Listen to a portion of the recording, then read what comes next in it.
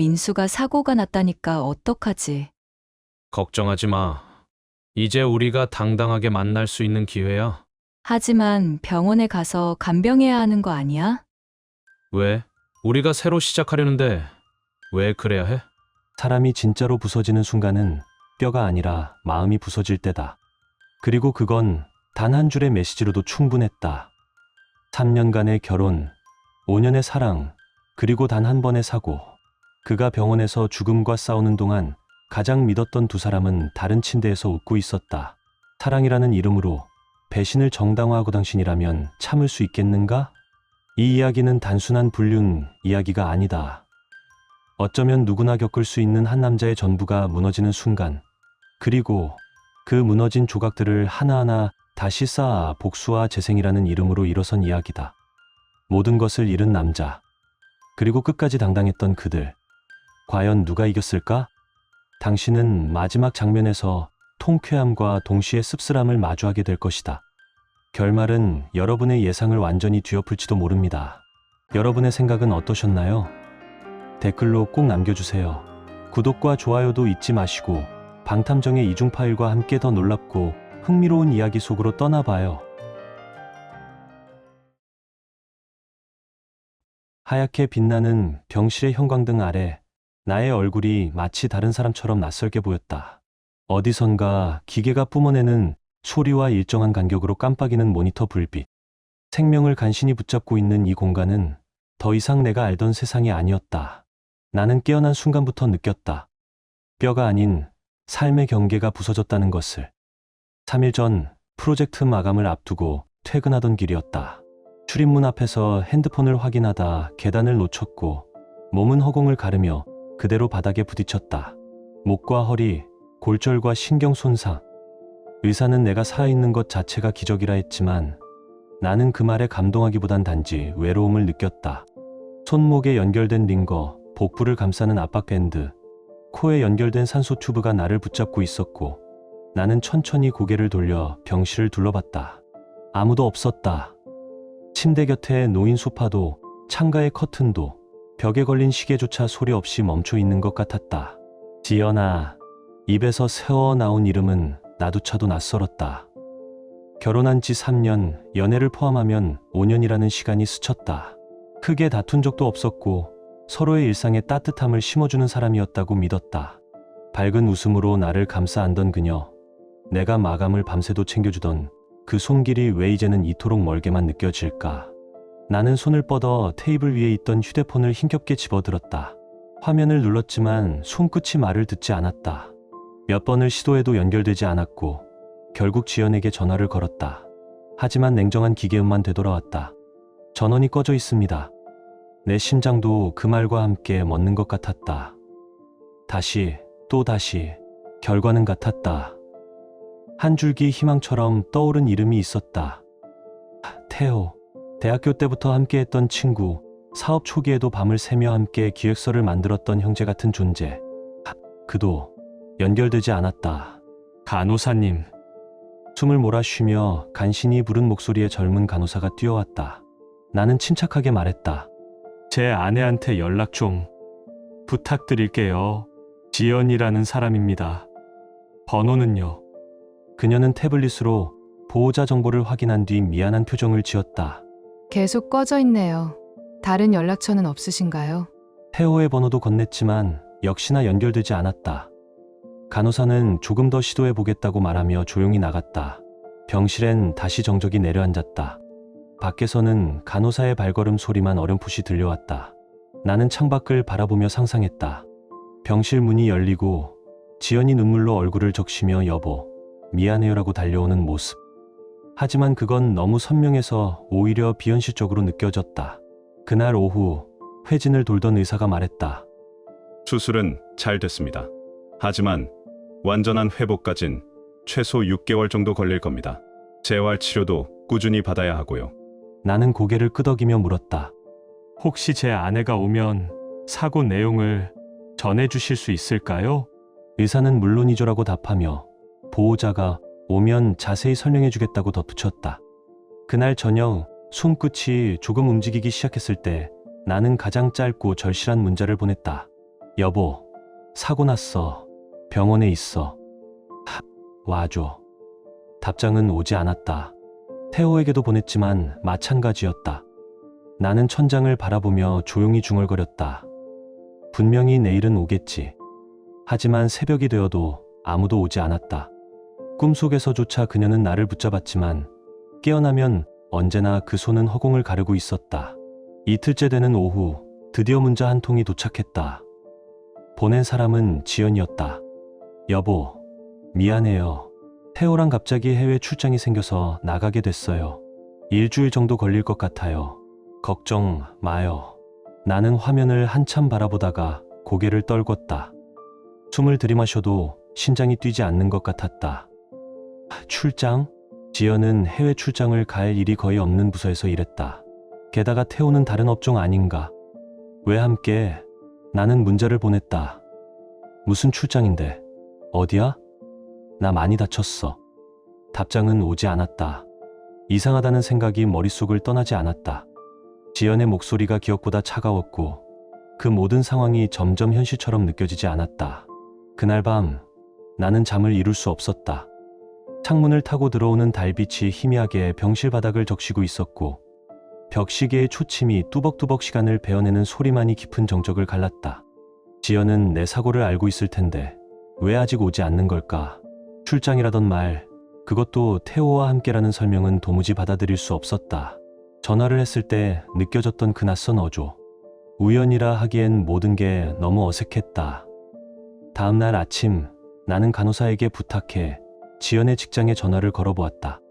그리고 돌아온 대답은 내 사고보다도 더 큰 충격이었다. 지연 씨는 지난주부터 무단결근 상태입니다. 연락이 전혀 안 돼요. 순간 병실 벽이 무너져 내리는 기분이었다. 출장이라더니 결근이라고? 거짓말이었단 말인가? 나는 급히 태호의 회사에도 연락을 시도했다. 하지만 거기서도 같은 말이 돌아왔다. 퇴사했습니다. 일방적으로요. 연락도 안 돼요. 두 사람 모두 회사를 버리고 사라진 것이었다. 내가 의식불명으로 중환자실에 누워있는 동안 말이다. 오후엔 병원 원무과 직원이 찾아왔다. 보호자와 상담이 필요합니다. 병원비가 많이 밀려 있어서요. 나는 통장을 열어 확인했고 차마 숨이 멎는 줄 알았다. 통장에는 몇천 원밖에 남아있지 않았다. 결혼 후 지연과 함께 관리하던 공동 계좌였다. 출금 내역엔 지연의 이름이 반복적으로 찍혀 있었다. 나는 떨리는 손으로 다시 지연에게 전화를 걸었다. 하지만 이번엔 완전히 꺼져 있었다. 태호도 마찬가지였다. 그날 저녁 나는 처음으로 눈물을 흘렸다. 사고로 망가진 몸보다도 마음이 먼저 무너져 내렸다. 내 곁에 있을 거라고 믿었던 사람들, 세상에서 가장 소중하다고 여긴 사람들에게 버림받았다는 현실은 그 어떤 진통제보다도 쓰라렸다. 간호사가 약을 들고 들어와 조심스럽게 물었다. 보호자분은 언제쯤 오신다고 하셨나요? 나는 고개를 저었다. 아마 오지 않을 거예요. 퇴원 후 재활 계획은 어떻게 하실 생각이세요? 지금 상태로는 혼자 생활이 어려우실 텐데요. 나는 아무 말도 할 수 없었다. 모든 것을 혼자 해결해야 한다는 사실이 그제야 실감났다. 그날 밤 나는 병실에서 조용히 울었다. 울음은 터지는 게 아니라 스며드는 거라는 걸 처음 알았다. 35년 인생에서 가장 외로운 밤이었다. 새벽녘 나는 결심했다. 이제 더는 누구도 기다리지 않겠다. 혼자라도 살아남아야 한다고. 며칠 후 퇴원을 앞두고 나는 집으로 돌아갈 생각에 불안과 기대가 교차했다. 혹시 집엔 아무도 없을 수도 있다는 예감이 자꾸 머릿속을 떠나지 않았다. 택시에서 내린 나는 현관 앞에서 한참을 망설였다. 열쇠를 돌려 문을 열었고 낯선 고요함이 밀려들었다. 지연아, 나왔어. 아무런 대답이 없었다. 집안을 둘러보니 금세 이상한 점들이 눈에 들어왔다. 지연의 옷까지 대부분이 사라져 있었고 화장대 위도 텅 비어 있었다. 그녀가 오랜 시간 계획적으로 짐을 챙긴 흔적이 역력했다. 절뚝이며 거실로 나와 앉은 나는 더 이상 익숙하지 않은 공간 속에서 낯설고 서늘한 분위기를 느꼈다. 결혼사진 몇 장이 사라졌고 지연이 아끼던 액세서리도 없었다. 거실 서랍을 열다가 나는 멈칫했다. 지연이 예전에 쓰던 휴대폰이 충전기와 함께 그대로 있었다. 새 핸드폰으로 바꾸면서 미처 챙기지 못한 듯 했다. 왜 이걸 안 가져갔지? 나는 전원을 켰다. 배터리는 간신히 남아 있었고 비밀번호는 익숙한 숫자였다. 잠금이 해제되자 먼저 통화 기록을 확인했다. 한 달치 통화 목록 중 태호의 이름이 줄줄이 쏟아져 나왔다. 하루도 빠짐없이 30분 넘는 통화.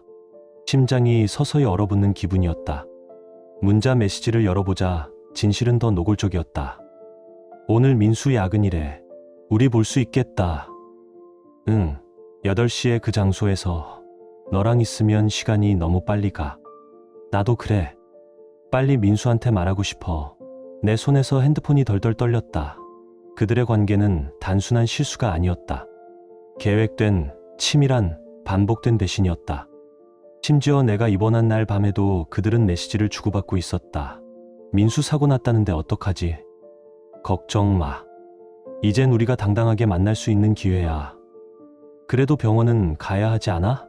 왜? 우리 이제 새 출발인데. 그 순간 나는 숨조차 쉴 수 없었다. 분노와 절망이 가슴을 밀어올렸고 눈앞이 하얘졌다. 나는 핸드폰을 바닥에 떨어뜨렸다. 그러고도 한참 움직일 수 없었다. 결국 나는 다시 핸드폰을 들었다. 사진첩을 열었고 거기엔 내가 보지 말아야 할 것들이 있었다. 카페, 공원, 모텔로 보이는 방, 수십 장의 사진. 그 속에 두 사람은 연인처럼 웃고 있었다. 최근 사진은 내가 입원하기 일주일 전. 여행 가방을 고르며 곧 떠날 수 있을까라는 메모가 붙어 있었다. 다른 사진에는 민수 몰래 준비하는 우리만의 여행이라는 문구도 있었다. 이미 모든 것이 계획된 일이었다. 내 사고는 그들에게 단지 운이 좋은 변수였을 뿐이었다. 옷장을 열자 익숙한 남자 셔츠가 몇 벌 걸려 있었다. 예전엔 그냥 두고 간 건 줄 알았는데 이제 보니 태호의 옷이었다. 나는 침실로 갔다. 결혼 후 우리가 함께 쓰던 침대. 이곳이 이제는 배신의 공간이 되었다는 사실에 온몸이 거부감을 느꼈다. 결혼 반지를 빼고 싶었지만 부어오른 손가락에 끼인 반지는 쉽게 빠지지 않았다. 나는 냉장고를 열었다. 텅 빈 안에 맥주 몇 캔이 남아 있었다.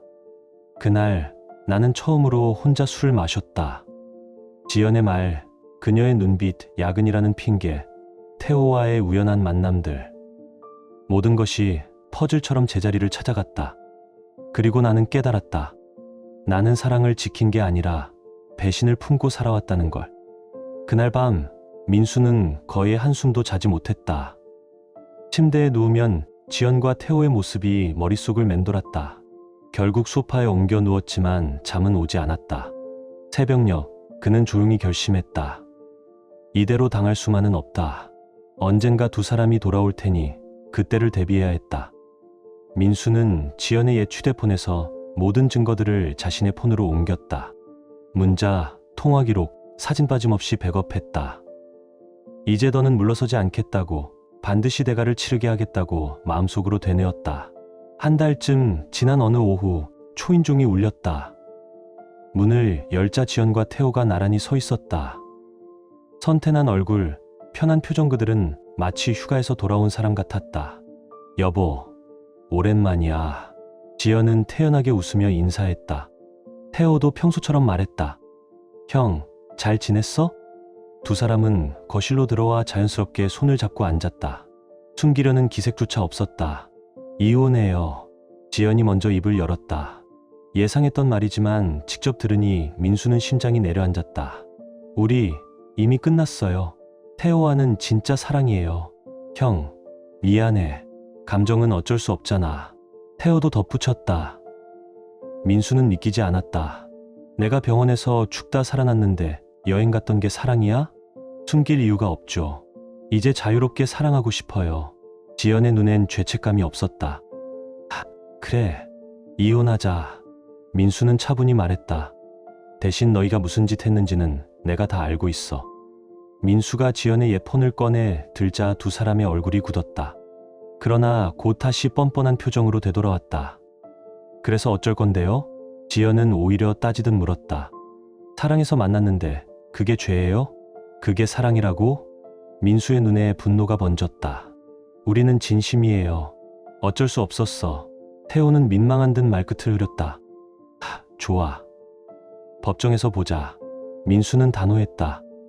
며칠 뒤 민수는 변호사를 찾아갔다. 모든 증거를 정리해 제출했다. 승소는 확실합니다. 변호사는 단언했다. 재판이 시작되었고 지연과 태호는 여전히 당당했다. 서로 진심으로 사랑했습니다. 지연은 판사 앞에서도 고개를 들었다. 남편이 중환자실에 있을 때 여행 간 건 어떻게 설명하십니까? 판사의 물음에 지연은 대답했다. 그 사람과 함께 있고 싶었어요. 그게 그렇게 잘못인가요? 판사는 혀를 찼다. 결과는 명백했다. 지연은 불륜으로 위자료 1억 원 배상 판결을 받았고 재산분할도 인정되지 않았다. 하지만 그녀는 판결에 불복해 항소를 예고했고 배상금 지급도 차일피일 미루기 시작했다. 민수는 법적 절차를 따라 강제집행을 준비했지만 지연과 태호는 이미 자산을 빼돌린 뒤였다. 법정을 나서며 지연은 이렇게 말했다. 돈이 뭐가 중요해요? 우린 진짜 사랑이 있으니까요. 태호도 덧붙였다. 형, 고마워. 덕분에 새 출발할 수 있게 됐어. 민수는 어이가 없었다. 패소하고도 이런 말을 하다니. 변호사는 고개를 저으며 말했다. 이런 당당한 불륜 커플은 처음 봅니다. 민수도 동감했다. 법적으로는 승리했지만 분노는 해소되지 않았다. 오히려 더 타올랐다. 그날 밤 민수는 다짐했다. 이대로 끝낼 수는 없다고. 이혼이 확정되자 민수는 아파트를 팔고 좁고 오래된 원룸으로 옮겼다. 몸은 여전히 회복 중이었고 위자료는 분할 납부조차 제때 이루어지지 않았다. 이사비도 부담되네. 민수는 통장을 보며 한숨을 쉬었다. 보험금으로 당장은 버틸 수 있었지만 오래가진 않을 거였다. 사무직을 하기엔 조건이 부족했고 육체노동은 몸이 따라주지 않았다. 그래서 그는 정부의 재기지원 사업과 소상공인 창업 지원 프로그램을 조사하기 시작했다. 수십 번의 신청 끝에 마침내 창업 보조금을 받게 되었다. 그래서 민수는 집에서 가능한 일을 찾기 시작했다. 평소 컴퓨터를 좋아했던 그는 온라인 수리 서비스를 시작했다. 직접 출장은 어렵지만 간단한 조립과 수리는 가능했다. 처음엔 반응이 미미했다. 하지만 한 대학생의 의뢰로 첫 수입 2만 원을 벌게 되었고 그 후 조금씩 입소문이 났다. 중고 전자제품 매입 수리 판매까지 영역을 넓히며 수입은 서서히 늘어갔다. 비록 빠듯했지만 자신감을 되찾아갔다. 재활치료 중 만난 사람들과의 대화는 민수에게 위로이자 동기였다. 몸이 아프면 세상이 달라 보여요. 맞아요. 건강할 땐 몰랐어요. 민수는 이제 절망 대신 기회를 붙잡고 싶었다.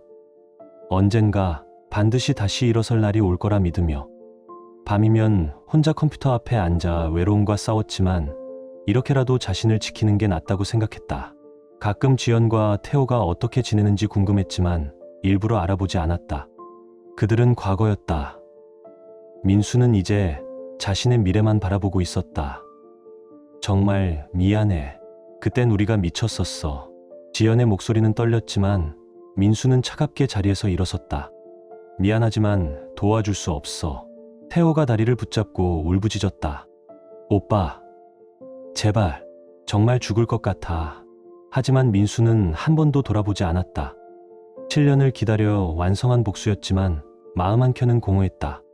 호텔을 나서며 뒤에서 들려오는 그들의 애원도 더는 의미 없었다. 그렇게 시간이 흐르고 위자료 납부 기한이 여러 차례 지나도 지연은 돈을 보내지 않았다. 민수가 강제집행을 시도할 즈음 그는 또 다른 충격적인 소식을 접했다. 태호와 지연이 자신의 이름을 이용해 다수에게 사기를 벌였다는 기사였다. 그들은 여전히 타인을 속이며 살아가고 있었다. 지금까지도 이럴 줄이야. 민수는 분노를 억눌렀고 마침내 결단했다. 정리하자. 이번엔 완전히. 민수는 법무팀장을 불러 자료를 요청했다. 7년 전 불륜의 증거부터 최근의 금융사기까지 모든 걸 모았다. 며칠 후 주요 언론사를 초대한 기자회견이 열렸다. 이 자리는 저를 4층에 사기를 벌인 사람들에 대해 밝히고자 마련됐습니다. 크린에는 지연과 태호의 불륜 증거가 등장했다. 사진, 문자, 통화 기록 심지어 민수가 중환자실에 있을 당시의 메시지까지. 사고 직후 이들은 해외여행을 갔고 지금도 제 이름을 이용해 타인을 속이고 있습니다. 민수는 태연했지만 목소리는 강단이 있었다. 증거는 완벽했고 기자들은 놀라움을 감추지 못했다. 기자회견 이후 모든 언론이 지연과 태호의 추악한 실체를 보도했다. SNS엔 비난 댓글이 쏟아졌고 대중은 분노했다. 며칠 뒤 두 사람은 민수의 회사 앞에 나타났다. 기자들에게 둘러싸여 사장을 만나게 해달라고 애원했지만 이미 너무 늦은 뒤였다. 지연은 사기 혐의로 기소됐고 태호는 파산 신청을 했다. 이제야 끝난 걸까? 민수는 허무함과 후련함 사이에 머물렀다. 그 무렵 민수에게 새로운 만남이 찾아왔다. 자선 행사에서 만난 사회복지사 수연은 따뜻하고 조용한 사람이었다. 민수 씨의 기부 덕분에 많은 아이들이 희망을 얻었어요. 수연은 민수의 과거를 알고 있었지만 전혀 개의치 않았다. 중요한 건 지금의 민수 씨예요. 민수는 그녀에게 진심으로 위로받았고 마음의 빗장을 열었다. 1년 후 두 사람은 조용한 결혼식을 올렸다. 화려하진 않았지만 진심이 담긴 따뜻한 결혼식이었다. 정말 행복해요. 이제야 진짜 사랑을 아는 것 같아. 신혼여행에서 돌아온 민수는 직원들에게 말했다. 앞으로는 더 많은 사람들을 돕는 일을 하고 싶습니다. 민수는 기존 사업이 안정궤도에 오르자 사회적 기업을 설립했다. 초기엔 정부의 사회적 기업 인증과 지원을 통해 기반을 마련했고 이후 수익 일부와 후원금으로 재활 환자와 저소득 가정을 지원하는 프로젝트를 시작했다. 과거의 상처가 이제는 누군가를 살릴 수 있는 힘이 되었어요. 수연의 말에 민수는 고개를 끄덕였다. 맞아요. 모든 일엔 의미가 있더라고요. 어느 저녁 둘은 한강변을 산책하며 석양을 바라보고 있었다. 여보, 후회하지 않아요? 그들에게 그렇게까지 한 일. 민수는 잠시 침묵하다가 말했다. 후회하지 않아. 그들은 대가를 치렀을 뿐이야. 너무 가혹하지 않았을까? 아니. 내가 겪었던 고통에 비하면 그건 시작일 뿐이야. 수연은 민수의 손을 꼭 잡았다. 이제는 우리 둘만의 시간을 살아가요. 그래, 이제 진짜 시작이야. 민수의 복수는 완성되었다. 그러나 진짜 승리는 절망의 끝에서 희망을 다시 품은 순간이었다.